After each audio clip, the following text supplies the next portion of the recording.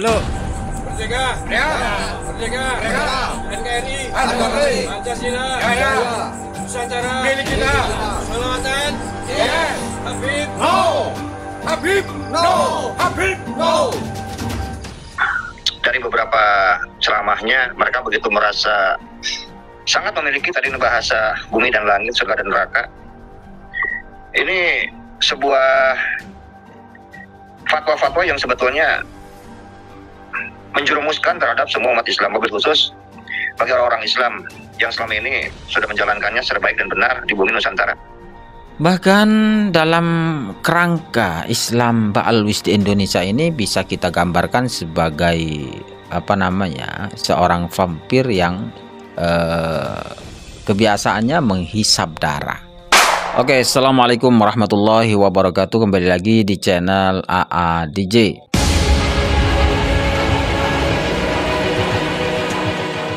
Kalau selama ini kita mengenal tentang Islam modernis, Islam radikalis.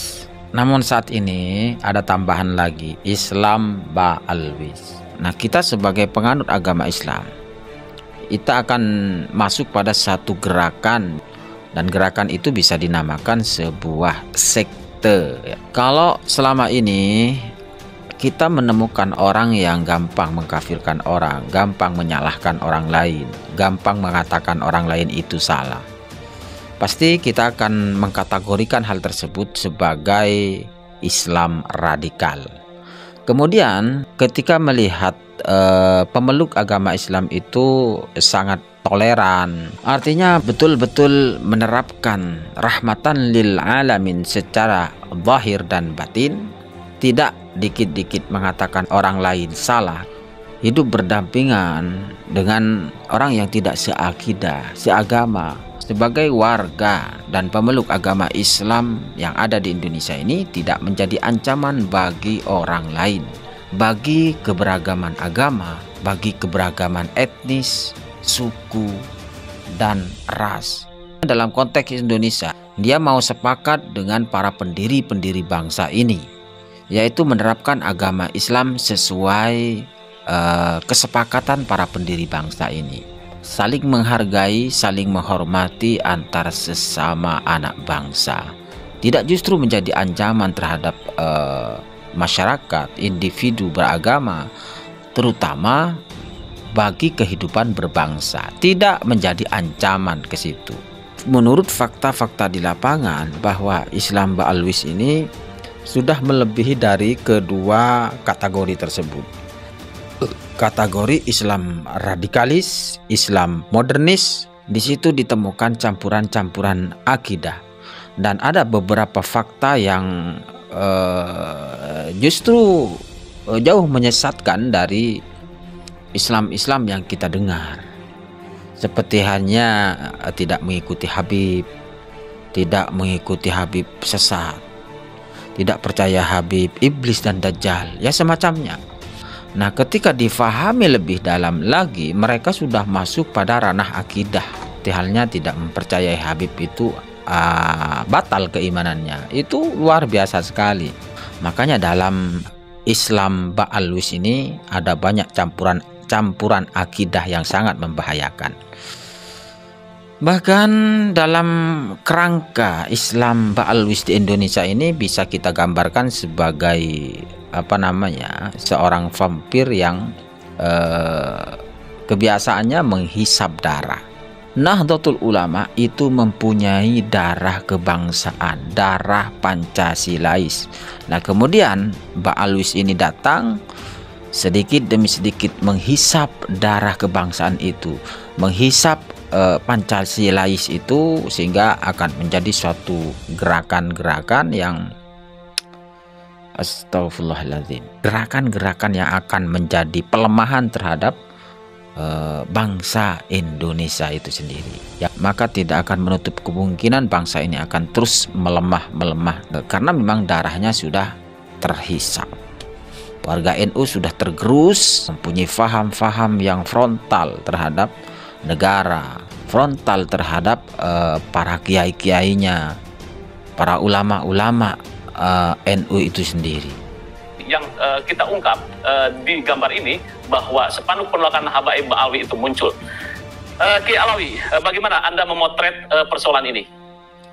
No sara, no rasis, tetapi kita berbicara secara analisis. Silakan.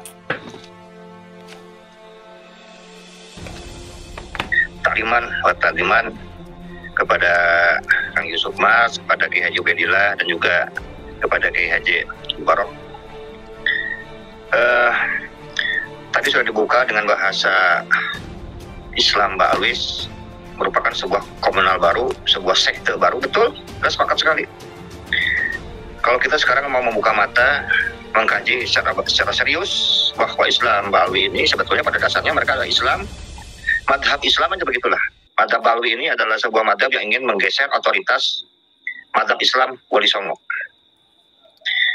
Kalau kita perhatikan sekarang dari beberapa ceramahnya, mereka begitu merasa sangat memiliki tadi bahasa bumi dan langit, surga dan neraka.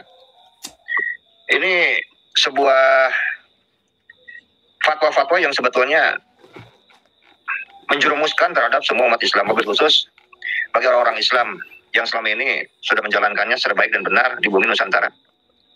Kalau kita sekarang melihat beberapa kumpulan fatwanya, dari mereka mengatakan pendosa masuk surga tanpa hisab asal cinta Habib. Derajat Muhyiddin Habib sama dengan derajat wali. Syaratnya menjadi wali harus cinta sama Habib. Pewaris Nabi bukan ulama tapi Habib. Rukun iman ada 7, yaitu iman pada Habib. Orang yang tidak iman pada Habib itu kafir hukumnya. Kaum Habib adalah ras paling mulia dunia. Menjadi Habib jauh lebih mulia daripada menjadi ulama. Habib yang gila itu lebih utama daripada ulama amilin. Orang mulai mengkoreksi Habib mirip dengan iblis. Indonesia menjadi aman, menjadi makmur. Itu karena jalannya para Habib. Cinta pada Habib itu fardu, bukan sunnah. Yang mengikuti Al-Quran tapi tidak mengikuti Habib percuma, sesat. Ini kita tidak pernah mengenal akidah Ahlussunnah wal Jamaah seperti ini. Kalau saya berani mengatakan, secara fikih mereka boleh sama, ya, bermadzhab Ahlussunnah. Tasawuf dilakukan. Kalau kita bicara akidah yang barusan, jelas mereka itu tidak mengikuti akidah Ahlussunnah wal Jamaah. Jadi tidak salah kalau kita katakan bahwa mazhab Ba'alwi ini merupakan akidah campuran, dicampur aduk dari mana-mana.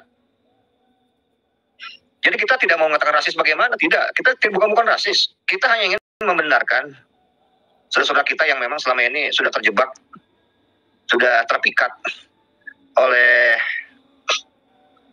halusinasi, oleh fatwa-fatwa yang selama ini berbumbu surga, berbumbu syafaat, padahal yang nyata itu bahwa syafaat para Habib itu tidak akan bisa mengalahkan syafaat dari ibu dan bapak kita. Tidak mungkin bisa mengalahkan. Dan kalau kita mau urut bahwa kedudukan cinta pada zuriyah Nabi itu, dalam buku pertama saya sudah dijelaskan bahwa urutan zuriyah, bahwa cinta pada Nabi itu antara urutan ke-7 dan ke-8 jauh. Ini. Kemudian yang lainnya yang ingin saya sampaikan, bahwa penolakan terhadap Habaib, ya wajar. Karena perilaku mereka sekarang yang tidak menusantara, yang tidak memperlihatkan akhlak yang baik. Nah kita ini kan sebagai tuan rumah, inginlah kita juga sekarang menerima tamu itu yang baik, yang sopan, yang mengerti. Nah ini tuan rumah, sekarang ada tamu datang, dia sekarang ngobok-ngobok isi rumah kita semua. Dia nggak bisa begitu. Untuk yang lainnya, saya ingin cerita sedikit ini. Selama ini kan kita mengenal sebuah sosok makhluk. Bahkan makhluk ini suhroh wal istifadoh. Apa itu? Orang Eropa bilangnya vampire. Kita bilangnya vampir. Dracula. Kegemaran mereka itu adalah menghisap darah. Pertanyaannya sederhana. Mengapa harus menghisap darah? Karena dengan menghisap darah itu hakikatnya mereka sedang menghisap habis fungsi dan eksistensi darah di dalam tubuh. Ini hakikatnya. Sedangkan salah satu sekarang fungsi darah adalah mengatur suhu tubuh serta membangun sistem kekebalan yang melindungi tubuh dari infeksi, penyakit, dan benda asing. Mengatur suhu tubuh siapa? Mengatur suhu tubuh NKRI agar stabil, tidak terlalu dingin dan tidak terlalu panas. Karena itu, Nahdlatul Ulama mengambil sikap jalan tengah atau moderat alias sedang-sedang saja. Tapi yang sangat disayangkan bahwa PBNU sekarang ini tidak berada dalam track sedang-sedang saja. Bahkan sedang tidak baik-baik saja. Ya mungkin bagi mereka yang tetap mendapatkan jatah proyek atau jatah canceling zakat mungkin masih baik-baik saja sebetulnya. Yang selanjutnya, fungsi dari vampir adalah menghancurkan sistem kekebalan. Kekebalan yang mana? Kekebalan tanda yang maksud adalah Pancasila, Undang-Undang Dasar 45, Bhinneka Tunggal Ika, Islam Nusantara, tradisi Nusantara, dan Nahdlatul Ulama yang paling tampak sebagai pelindung tubuh NKRI. Jadi tubuhnya siapa? Nahdlatul Ulama. Lalu penyakit siapa? Penyakitnya adalah musuhnya Nahdlatul Ulama. Lalu benda asingnya siapa? Yang ingin meruntuhkan dominasi Nahdlatul Ulama di negeri ini. Darah Nahdlatul Ulama itu darah nasionalisme, darah kebangsaan, darah kebanggaan atas jasa Wali Songo. Jadi ketika PBNU dan MUI mendiamkan hal ini, sama saja sedang membiarkan warga Nahdlatul Ulama mati kehabisan darah. Apakah ini bukan kezaliman? Sedangkan tugas kiai dan para ulama adalah melindungi publik dan kebenaran. Bukan membiarkan kejahatan, kesesatan, dan penyelewengan sejarah dibiarkan terus-menerus dengan dalih belum ada dauh atau belum ada perintah. Dauh dan perintah dari siapa, Kiai? Wes, benar-benar kebangetan Kiai mereka begini.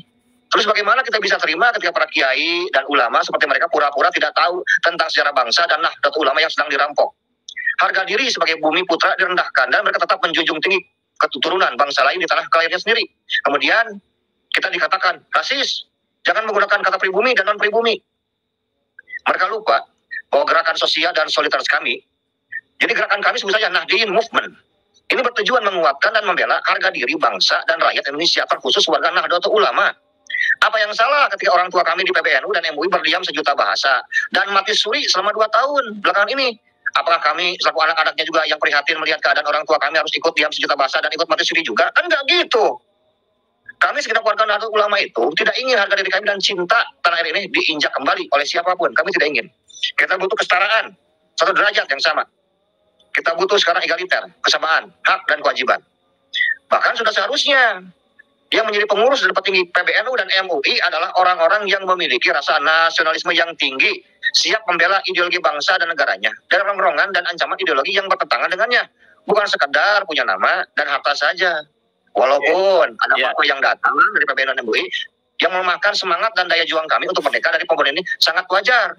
Apabila kami semua warga Nahdlatul Ulama yang sudah tercerahkan ini menolak fatwa tersebut. Begitu Pak Yusuf, ini sebentar saja nih. Masih banyak Pak.